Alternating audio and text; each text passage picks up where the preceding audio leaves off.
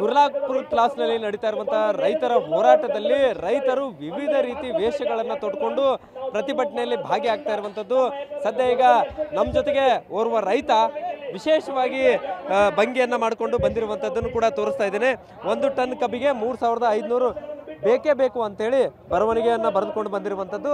ಮುಖ ಕೂಡ ಬಣ್ಣವನ್ನು ಬರೆದುಕೊಂಡಿದ್ದಾರೆ. ಅದರ ಜೊತೆಗೆ ತಮ್ಮ ಬೆನ್ನ ಹಿಂದೆ ಈ ರೀತಿ ಕಬ್ಬನ್ನು ಬಳೆದುಕೊಂಡು ಬಂದಿರುವಂಥದ್ದು ಬಣ್ಣವನ್ನು. ಸೊ ನೋಡ್ಬೋದಾಗಿದೆ ಪ್ರತಿಭಟನೆ ಯಾವ ರೀತಿಯಾಗಿ ದಿನದಿಂದ ದಿನಕ್ಕೆ ಕಾವು ಪಡೆದುಕೊಳ್ತಾ ಇದೆ ಮತ್ತು ತಿರು ಪಡೆದುಕೊಳ್ತಾ ಇದೆ ಅನ್ನುವಂಥದ್ದನ್ನು ಕೂಡ ಗಮನಿಸಬಹುದಾಗಿದೆ. ಸದ್ಯ ಕಂಪ್ಲೀಟ್ ಆಗಿ ರೈತ ಈ ಮೂಲಕ ಸರ್ಕಾರದ ಗಮನವನ್ನು ಸೆಳೀತಾ ಇರುವಂಥದ್ದು. ಅವ್ರನ್ನ ಮಾತಾಡಿಸ್ತೀನಿ ನಾನು. ಯಾಕೆ ಈ ರೀತಿ ಬಣ್ಣ ಬಳ್ಕೊಂಡ್ಬಂದಿರಿ ಸರ್? ನಮಗೆ ಈಗ 7 ದಿವಸ ಆತ್ರಿ ಪ್ರತಿಭಟನೆ ಮಾಡಿ ಸರ್ಕಾರ ಕಿಮ್ಮತ್ತು ಕೊಡೋತ್ರಿ. ಯಾವ ಸರ್ಕಾರ ಕಿಮ್ಮತ್ತು ಕೊಡೋತ್ರಿ?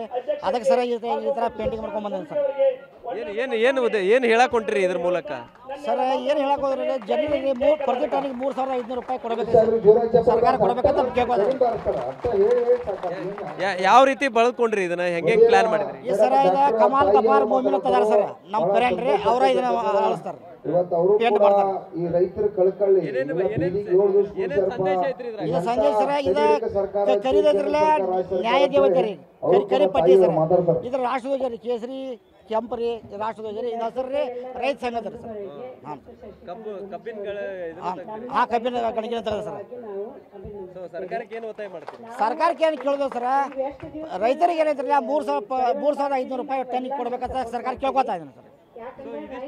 ಸದ್ಯ ಈಗ ಏನು ಬಣ್ಣವನ್ನ ಬರೆದುಕೊಂಡು ಬಂದು ಸರ್ಕಾರಕ್ಕೆ ವಿಭಿನ್ನವಾಗಿ ತಮ್ಮ ಬೇಡಿಕೆಯನ್ನ ರೈತರು ಇಡ್ತಾ ಇರುವಂತದ್ದು. ಕ್ಯಾಮರಾಮನ್ ಪ್ರವೀಣ್ ಜೊತೆ ಸಹದೇವ್.